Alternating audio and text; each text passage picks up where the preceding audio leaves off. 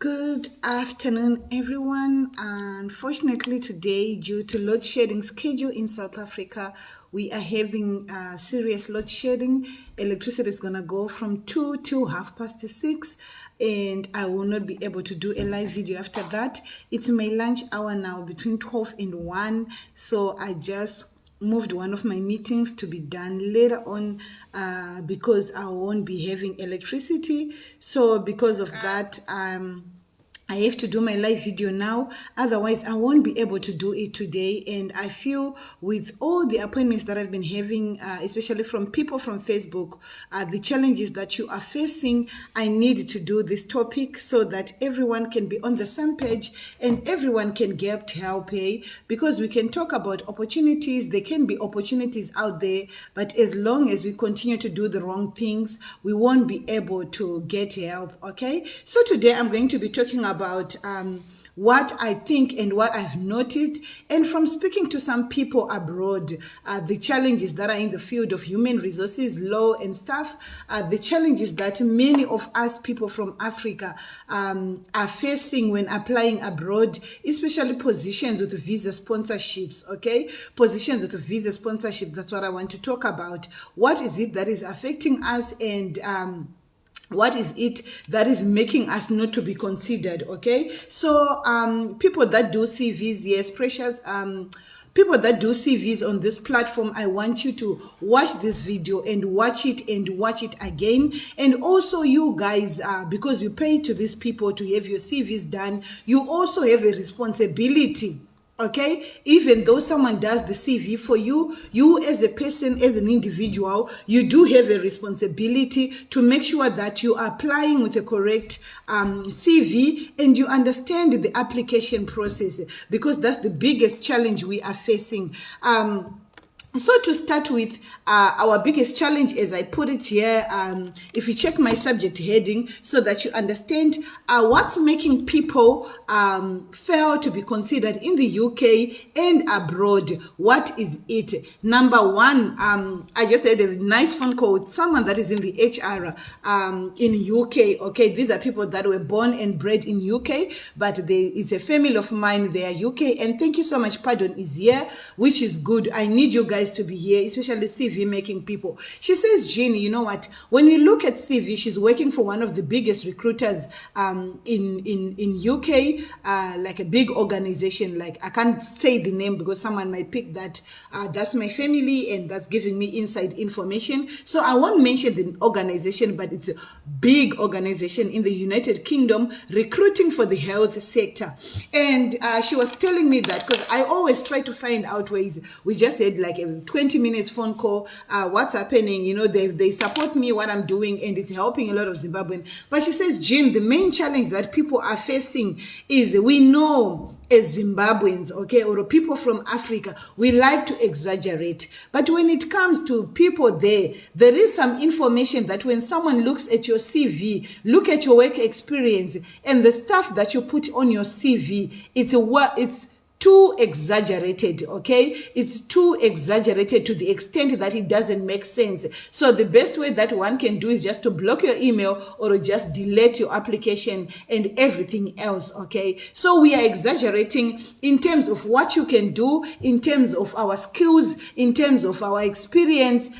You just go, because they look at, when did you get your care certificate, for example, when did you get your care certificate, and with all these experiences. And some of them, because we are getting tips from people that are abroad and stuff, they can tell. And when they do the interview with you, there is a difference when you do an interview and what's on the CV. Okay, so please do not exaggerate. And the guys that helps with CV, please do not put too much exaggeration. When you look at someone's experience, you should just use your common sense to make sure that it matches. You can see, even if the person gives you the information, that this is too much exaggeration, and it is in indeed affecting a lot of people, that exaggeration.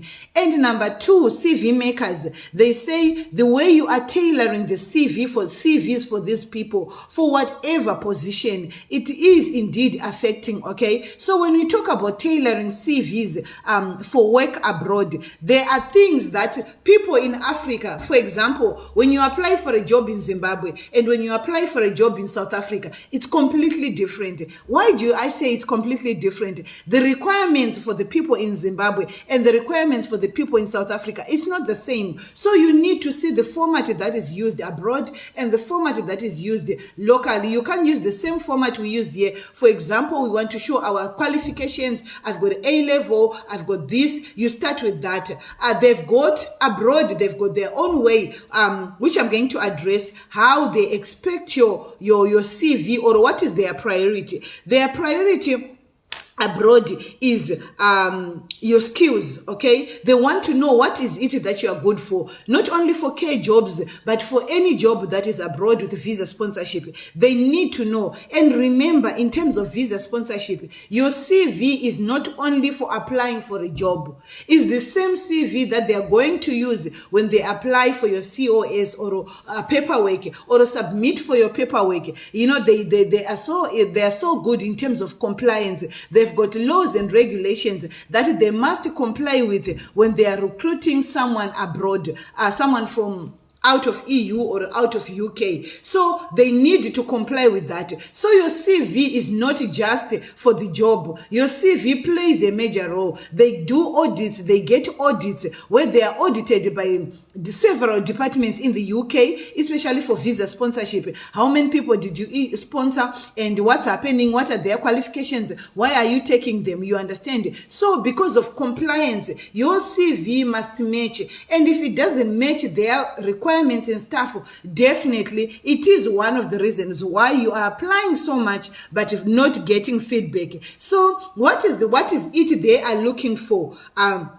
They are looking for your skills, okay? What skills are you bringing that are not there, or that are unique, or that are needed? For example, in the UK, what kind of skills are needed? Number two, they want to know in terms of your career aspirations. What is it that you are aspiring to be, or what is it that you are or have achieved in your career as a person, okay? And they also want to know your personality. So remember, your CV is as good as you on paper, okay? So when you look at your CV, it must reflect who you are on paper. So a CV is as good as your full image, not only your image, but from inside your brain to outside on paper. So your CV is who you are on paper.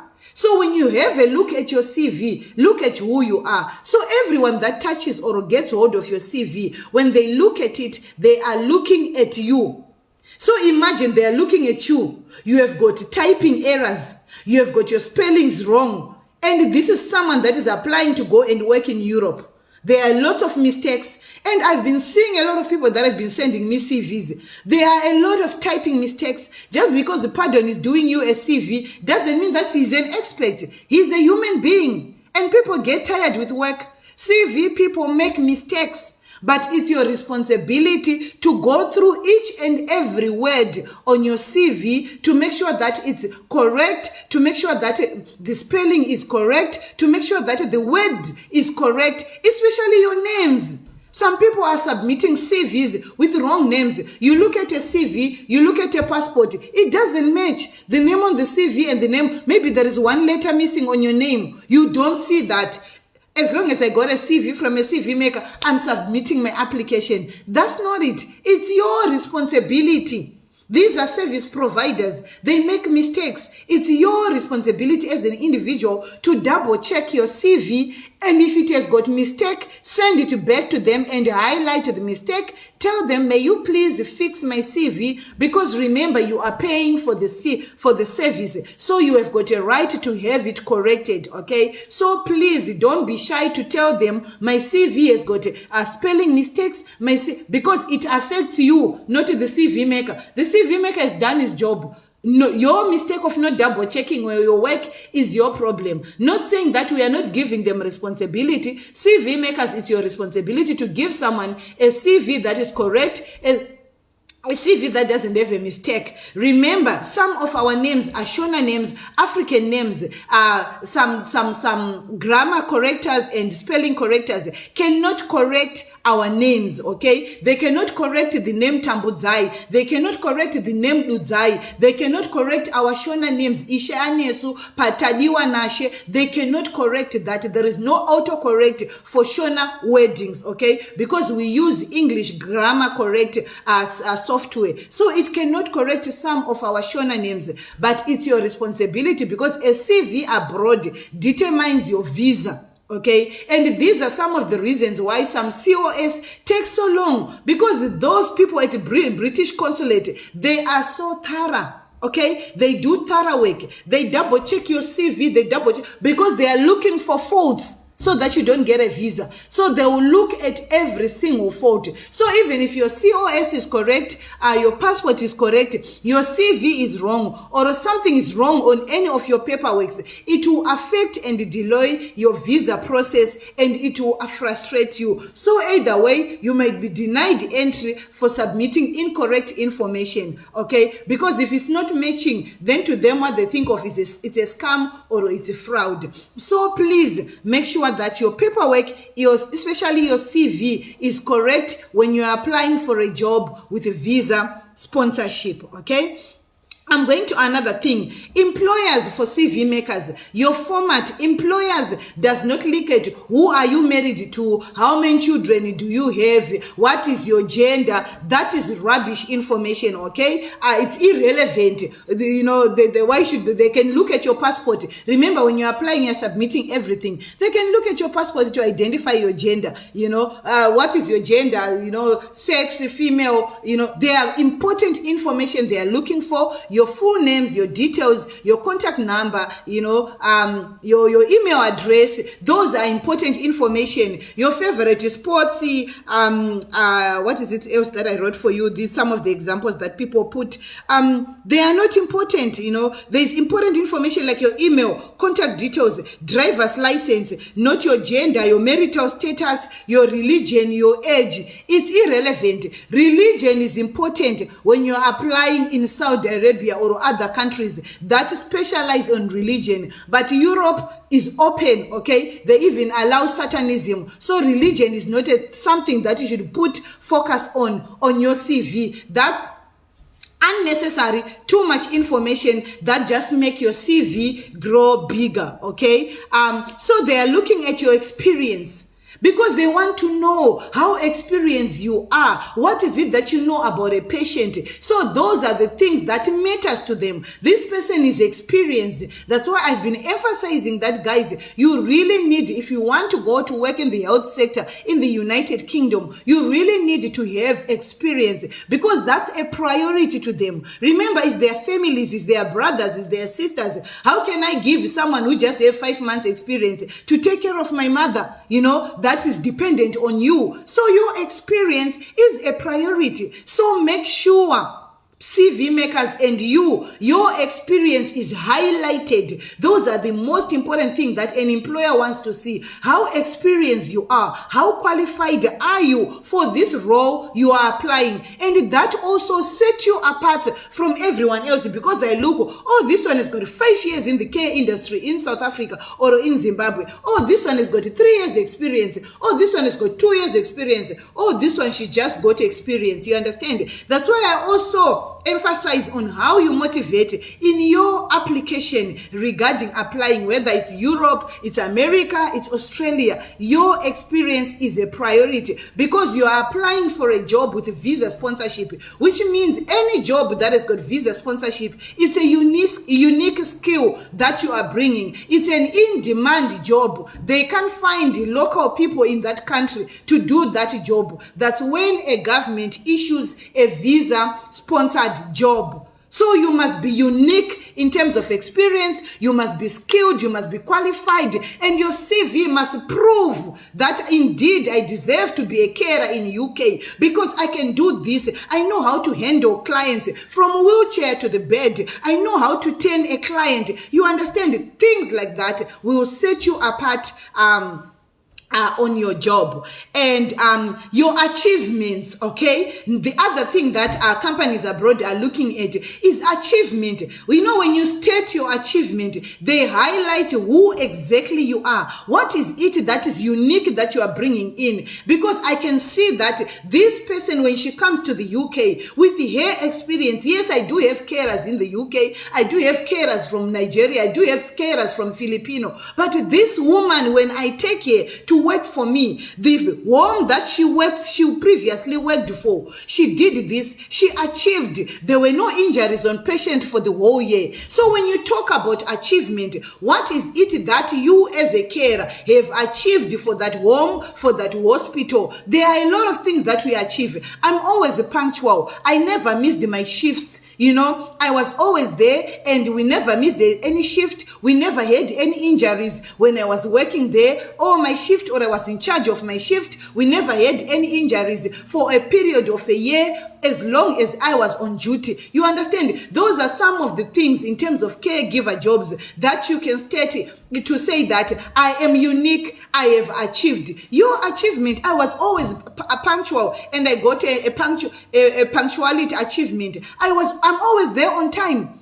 I'm an honest and reliable person. Prove to us, how are you an honest, reliable person? Did you get an achievement? And at these homes you are working for here in South Africa, please ask them to give you certificates. If they issue certificates for any achievement, look around in that home. What is it that carers can achieve? What achievement can I achieve in this at this home? They can tell you, we don't want injuries. We don't want patients to be hurt. That's a priority. We want our patients to be happy, to be always clean. That's an achievement. Every time we had inspection, all my patients were always clean. You know, right? You know, when they give you a motivational letter or a recommendation letter or a reference letter, ask them to write that for you. Every time she was on shift, all her patients were always clean. Everyone that she was in charge of, you know, they were always good. Those are some of the things. In my field,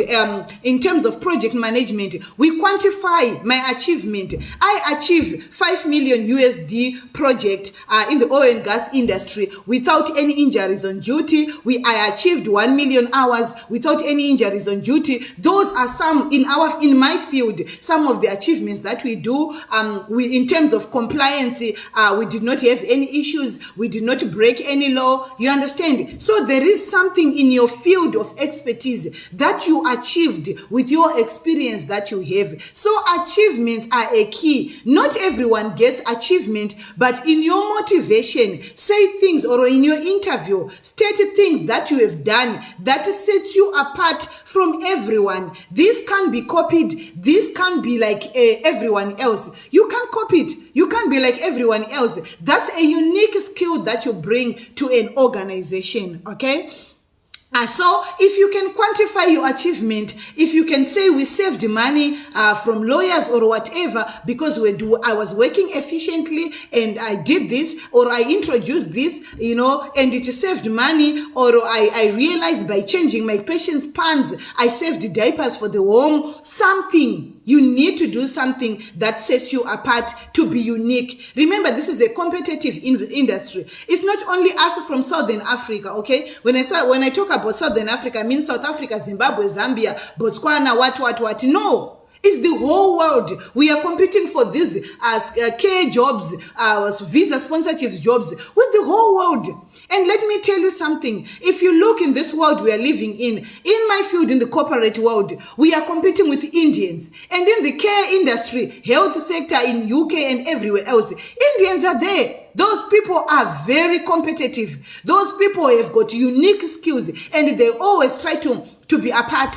If you check in the world we are living in right now, the best CEOs, the best executives for every big companies, Google, Apple, Facebook, they are Indians. You understand? So they are also competing for these visa sponsorship jobs. So for you to remain relevant, you need to be set apart. I know majority of us, we think a caregiver job is something light, is something small. I can just apply, I can just submit. My dear, you are competing with Nigerians, you are competing with Indians, you are competing with Asians, you are competing with Filipinos, who are well known for these small jobs as the most hardworking people in the world. Okay, you can never compete with a Filipino in terms of hard work. So you need to be set apart. And these people have been doing this for years. So they really know, and they are way ahead of us. For us, Zimbabwean, we're only thinking about money. We're only thinking about money. But yes, we want money. That's what we want. But before you get the money, you need to get the job. So for the people here in Africa, you need to be set apart, my family, in terms of your CV, in terms of your experience. So whenever you go to a home, please be set apart. Don't just do what everyone is doing. Work because you need a good recommendation. You need to get an achievement. Don't take this care job as, it's just a care job. We say, kuno bata madodi. Hey, that job of cleaning after someone is unique. It gives you a visa sponsorship job. You enter London illegally, and when you arrive in London, you can open a bank account because you're illegal, you're an employee. So don't take it lightly. It's a very, very serious, big opportunity. And when you land it, it changes and transforms your life. So be serious with your CV. Go through every sentence, every point on your CV, and make corrections if there are corrections. And the other point that I want you to know is, you don't use, even if it's for a care job. This is another emphasis I got from this lady. You don't apply, for example, you apply for NHS using the same CV. You apply for each home using the same CV.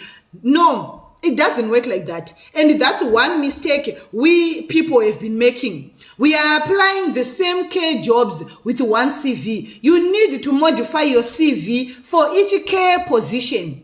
If you apply for Zindoga Care Company, they've got their requirements for their position. Look at their requirements and you modify your CV. Then you go to NHS, look at their position, their advertising. Modify your CV to match their requirements. You go to Standard Care Company. They've got their requirements for each position. Modify your CV. When you are applying, I always tell people on subscription page, if you say you are lazy or I'm tired, nothing is going to work for you. You need to be energetic. You need to put your heart, your mind, your thoughts. Every application is very crucial, is very important. So don't just take the links. Take the link, know the name of the company. Google the name of the company.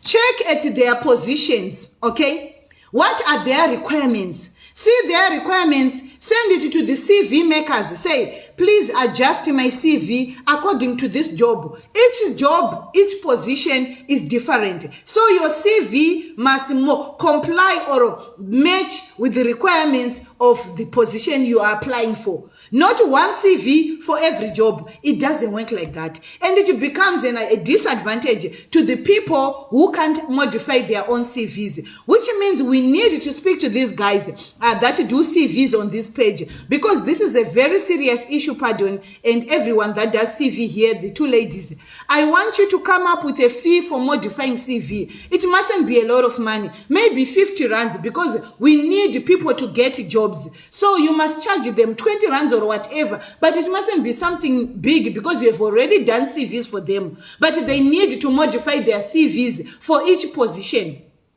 They cannot use the same CV for all positions because each positions have got different requirements. And for them to be relevant or to be considered, they need to match at least the requirements of that position. So please tell me in subscription page, what is your fee for modifying their CVs? You already have got their CVs. I'm referring to people that you have already done CVs for. What are you going to charge for modifying? Maybe it's just, when I say modifying, I'm not saying corrections. I'm saying changing the sum of or the experience or the requirements to just match what is needed on that position. I'm telling you, if you take note of what I'm telling you, you will not take long before you relocate, as long as you meet the requirements. My other thing that I have an issue with, or that I've been also told, is your putting wrong contact information.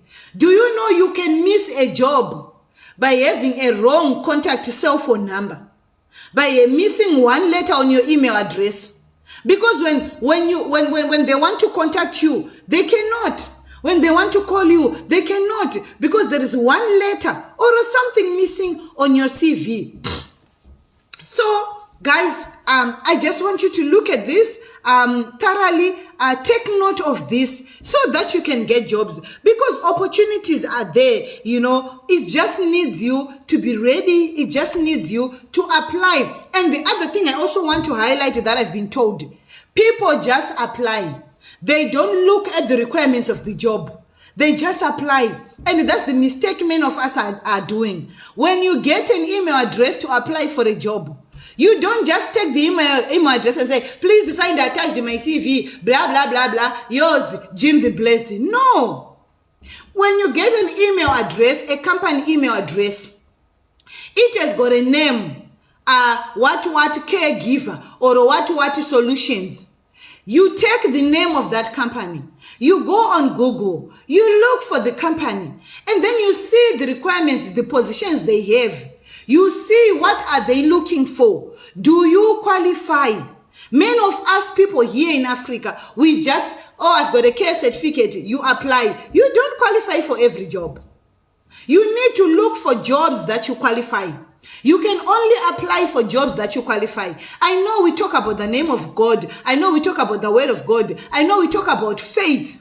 But the word of God also says faith without works is dead. So if you're applying for a job and applying for a job that you do not qualify, it's as good as you're exercising faith without works. So nothing comes out of it. There is no miracle that you as a caregiver, you apply for an engineering job and you get a job for an engineer when you are a carer. It doesn't work. Neither can an engineer get a carer job when he doesn't have a care qualification. It doesn't work.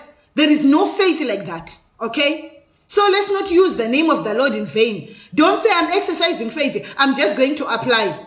That's ignorance. Okay? That's ignorance. That's the word of God calls it foolish. My people perish because they lack wisdom. When you lack wisdom, that's when you take faith and the word of God and do that. It's like those people that say, you are going to get a car by December 2022. You are sitting at home, you are not working. You say, I receive it, Papa, I receive, Papa. You are going to have 1 million in your account. When you know you are sitting at home, you are not working. I receive, Papa, I receive, Papa. There is no faith like that.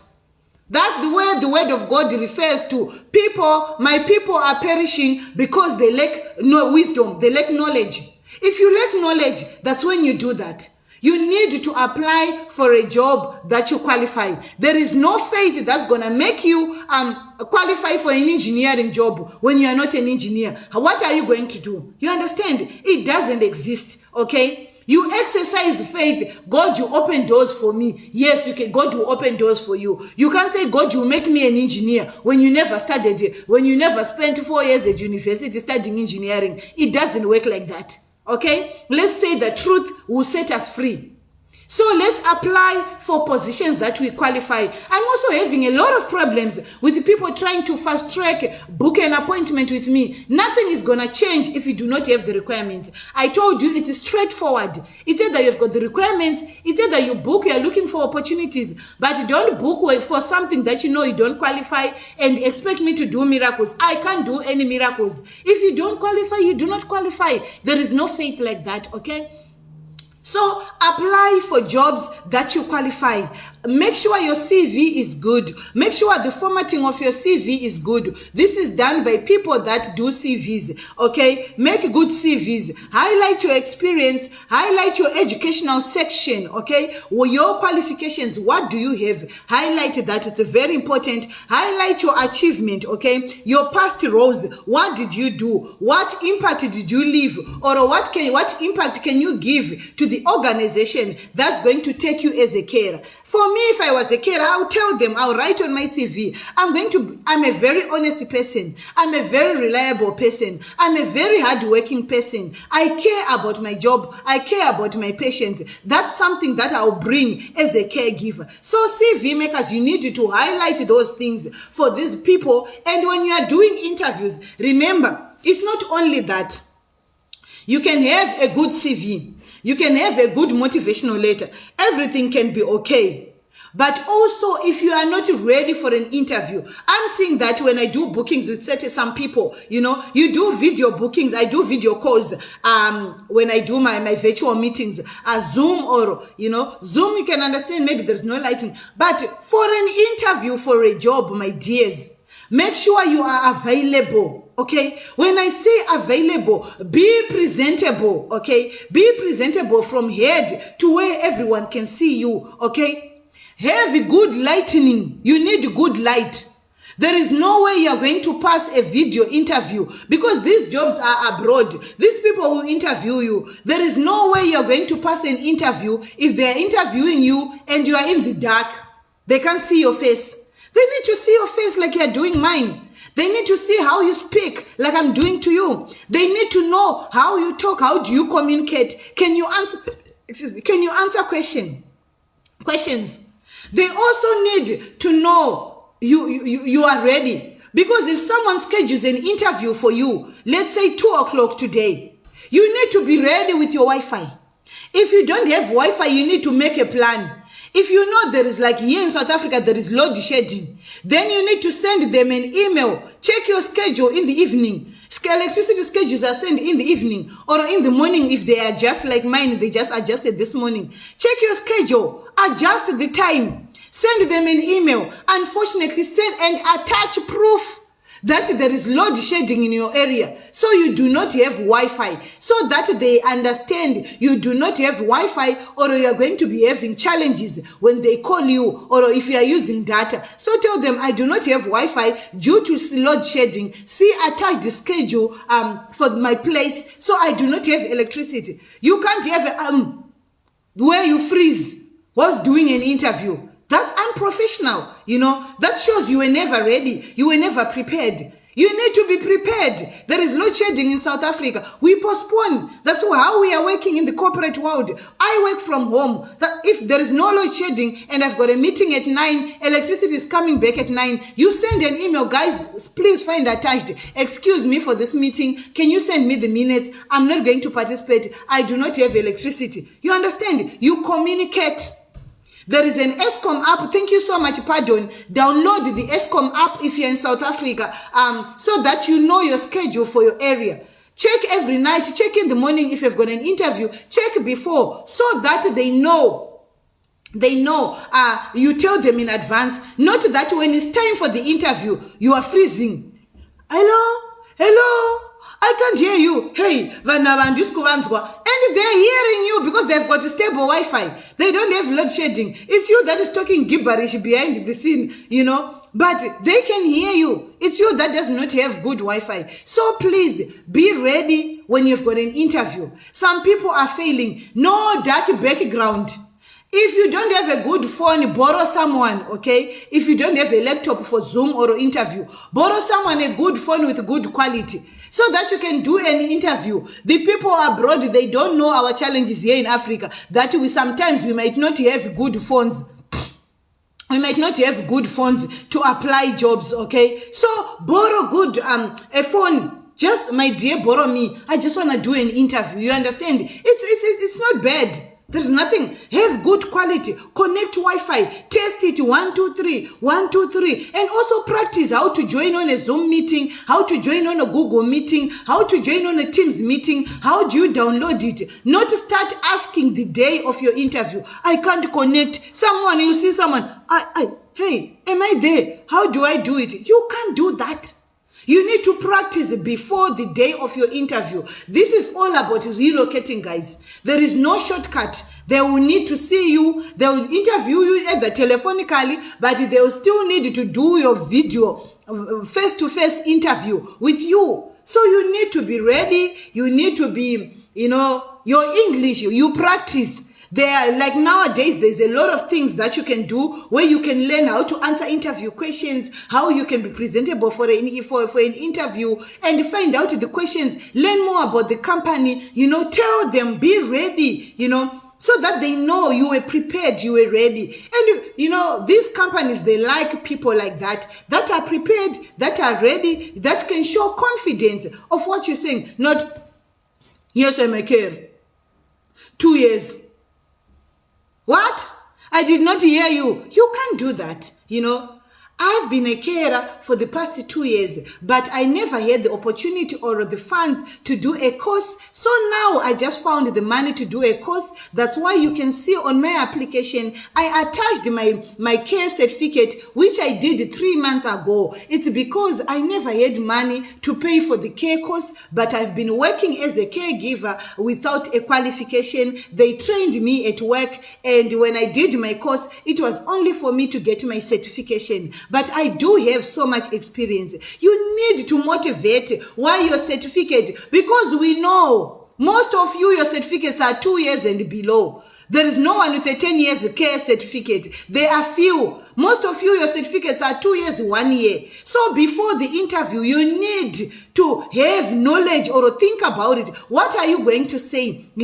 Tell us about yourself. My name is Jean the Blessed. I'm so happy. I'm a lovely person. I've been working as a caregiver. I've been working in homes, private homes, without any qualifications, because I've been taking care of my mom and my children and my husband. We never had the funds for me to do a qualification, but 3 months ago, I had the opportunity and the funds so that I could do my course, and I did my course. I realized there was a lot that I could learn about, irregardless of the experience that I have. But my training was so informative. I learned a lot, and with my experience together, I'm so ready, for this industry. You must be able to motivate your reasons why your certificate is new. I don't know why your certificate is new, but if it's for me, I'll be able to motivate, and that sets you apart from everyone else. You can apply to the same company, but the difference between one getting a job, I'm seeing a lot of people asking,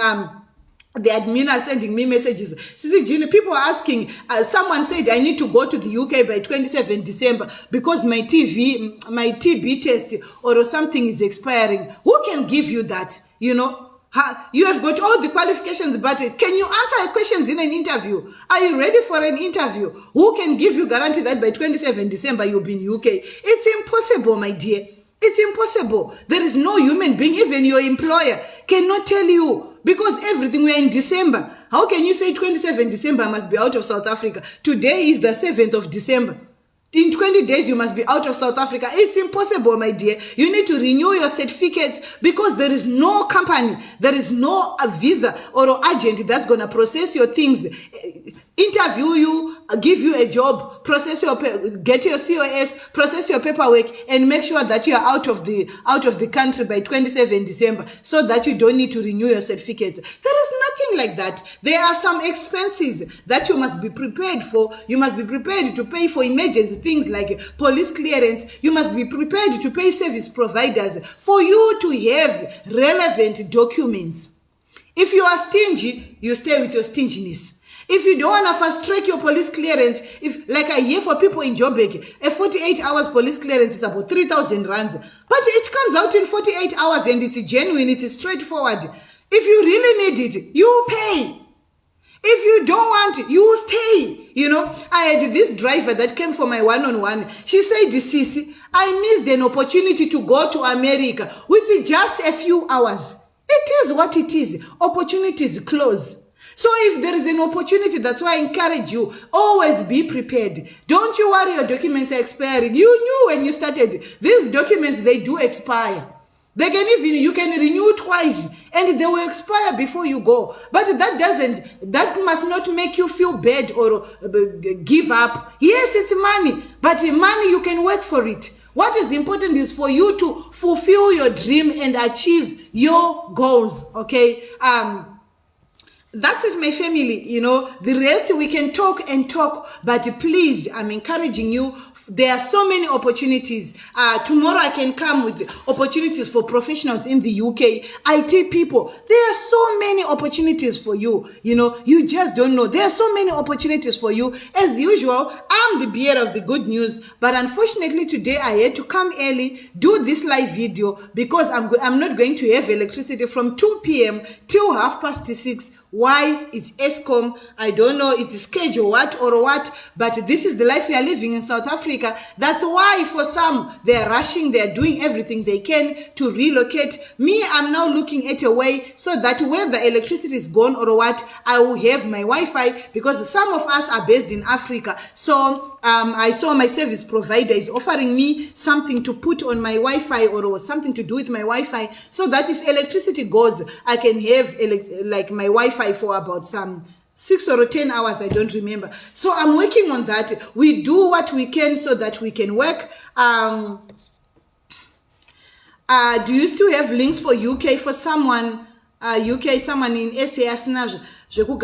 There are opportunities for UK for everyone, from everyone, as long as you meet the requirements for the job. But like I always say, I can't do for everyone what you want. The only way I can do what you want, or search for opportunities for you. Yes, we are on stage 6. Yeah, that's another thing. Everyone is on stage 6 today in South Africa. We are on stage 6, which is very bad. So yeah, you need to bear with everyone. Wi-Fi booster. Thank you so much, Sandra Mudzori. I need a Wi-Fi booster because this load shedding is really affecting my work. And for someone like me that work from home, I need electricity, I need Wi-Fi, I work online, and my bosses, sometimes they get frustrated, but they understand because they are also in South Africa. So it's not my fault, but we need to do something like getting these Wi-Fi boosters so that I am online and nothing is affected. So I'll let you know once I have my Wi-Fi booster and how it's going. I need to do it actually now after this live video before I'm off. So guys, I just had to do this live video and take my lunch hour late. 1 o'clock, I've got a meeting between 1 and 2, and electricity is going,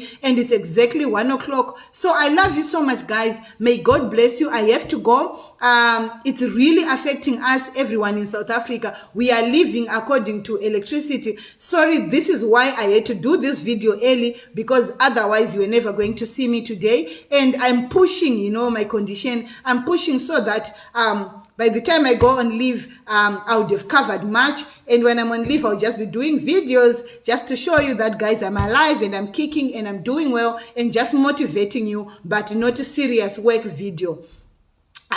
So guys, if you need anything specific for you, you need to book and pay my time, and I'll do it for you. But apparently I've just been told by Paida now that I'm getting fully booked for December, and I cannot work Christmas Day, Boxing Day, most is public holiday. So I'm trying to take and do as much as I can, and also work, I'm working, and all that is juggling in between. You don't want to know how I work, but that's why sometimes I'm forced to stay in hospital for longer, because if I'm out, I work like a donkey. It's just in me. I can't help it. But I love you so much, family. Don't you worry. If you can't book, I'm always here to give you live videos. I'm always here to give you opportunities. I'm always here to assist everyone and to answer questions. But unfortunately, I can't answer everyone during my live video. Like now, I'm 1 minute late for my next meeting. I'm just going to go look for a glass of water and continue. And I haven't had lunch. I need to eat as well. So I'm going to be 5 or 10 minutes late for this meeting. But I'll extend it. But I'm not going to extended because load shedding is starting at 2 p.m. So guys, it is what it is. This is South Africa, new South Africa we are living in. I love you so much, guys. God bless you. Rewatch my videos for other opportunities. Go to my YouTube channel, Jean the Blessed. You will see other opportunities that do not require qualifications, okay? So go to YouTube. Links, you know my rule. Thank you so much, Rose Vambe. You get links on my subscription page because for specific reason and for law, as you know, I'm someone who is studying law and I'm a compliance practitioner, so I understand the law very well. There are certain information you cannot put publicly unless you've got authorization from the people, and so because I'm in that field, I understand. So I will not do things that will affect me. So subscription page is safe for me, and Facebook hasn't rebuked me. So I'm using subscription page for putting other people's details and emails and stuff, because azvitenderwe pamutemo. I love you guys. If you want to book anything with me, you pay for it. It's not for free. I charge my time out of Facebook. This is my free time. After this, I charge for my time. You go to my messenger. I've got a team that works 24/7 helping me to reply and give you all the information about me. So you go to my messenger. Guys, I have to go and eat before my next meeting. Love you so much. God bless you. Bye.